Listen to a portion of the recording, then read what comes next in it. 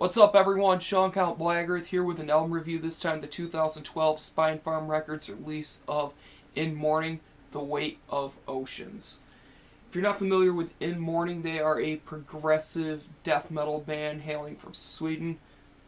And this is one of those bands where I never really fully got into them, and then they just suddenly clicked with me one day. And that day happened to be the release date of this new record. And wow, all I have to say is this is some really good stuff. I want to send a shout out to Mr. Cannibal Sport. Link will be down in the D-Box. Subscribe to him. He's the one that posted about this on Facebook and piqued my interest a little bit into checking this out, and I'm very glad I did. So thank you, John.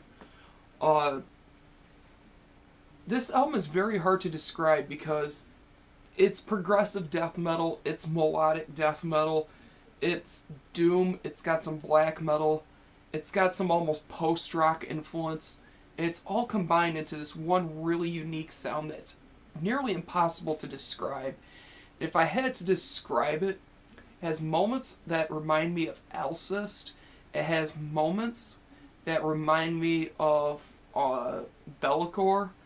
There are also some really, really, really good moments that remind me of some modern bands that play this new progressive sound, like, kind of like Meshuggah at times. It has some of those kind of rhythms that I'm really digging, the really stuttery riff.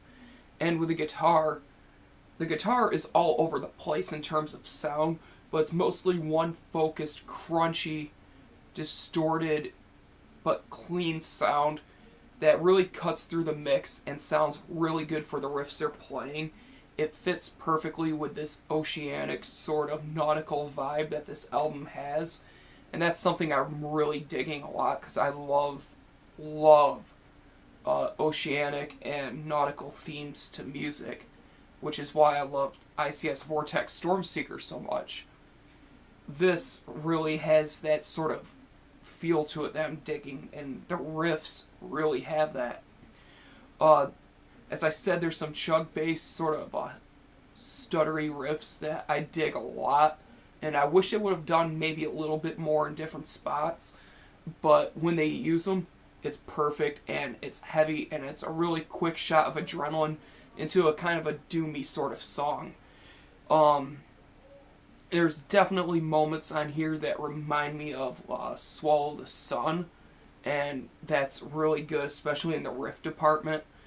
Just some really slow parts that break off into these gorgeous, clean guitar sounds, and there's some singing, and that's really, really awesome to hear, and I love that. The bass is crystal clear in the mix, a perfect tone that matches right up with the guitar. There's absolutely nothing mind-blowing about it, but in all honesty, it sounds absolutely fantastic, and I cannot complain at all. The drums, very intricate, well-played stuff. Really good grooves and rhythms that will get stuck in your head. Excellent fills and accents. Every drum is perfectly audible. The kicks have a really solid punch to them. The snare has a nice punch to it, but it's nothing that's way too over the top or anything like that. It sounds really good.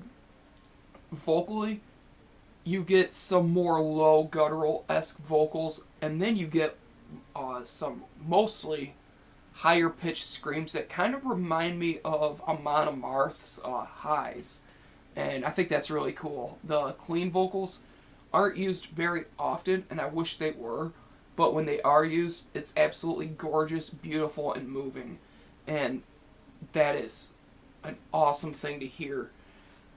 This album is just overall a perfect journey into the depths of the ocean, and you do feel the weight of the ocean as you listen to this.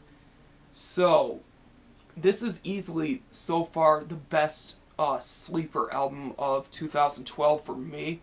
I was not expecting this. I didn't know they were coming out with an album And this just completely took me by surprise, and I cannot wait to get my hands on this. And I encourage all of you to pick this up.